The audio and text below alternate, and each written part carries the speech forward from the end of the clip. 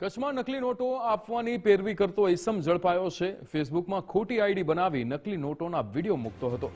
તલડી નોટો અને સોનાના બિસ્કિટના વિડીયો બનાવતો હતો। પશ્ચિમ કચ્છ એલસીબીએ ભુજના મોસીમ સુમરાની ધરપકડ કરી છે।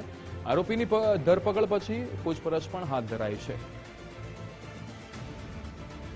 ફેસબુકમાં ખોટી આઈડી બનાવી હતી અને નોટોના વિડીયો મૂકતો હતો। આ વિડીયો બનાવતો હતો જેમાં ચલણી નોટોને બતાડતો હતો, સોનાના બિસ્કિટ બતાડતો હતો। મોસીમ સુમરા કે જે ભુજનો વતની છે તેની પશ્ચિમ કચ્છ એલસીબીએ ધરપકડ કરી લીધી છે। કૌશિક છાયા આપણી સાથે ફોન લાઈન પર જોડાઈ ગયા છે। કૌશિક, આ મોસીમ સુમરા નામનો વ્યક્તિ કે જે વિડીયો બનાવતો હતો ચલણી નોટોના, સોનાના બિસ્કિટના, જેની હવે ધરપકડ કરાઈ છે, શું વિગતો?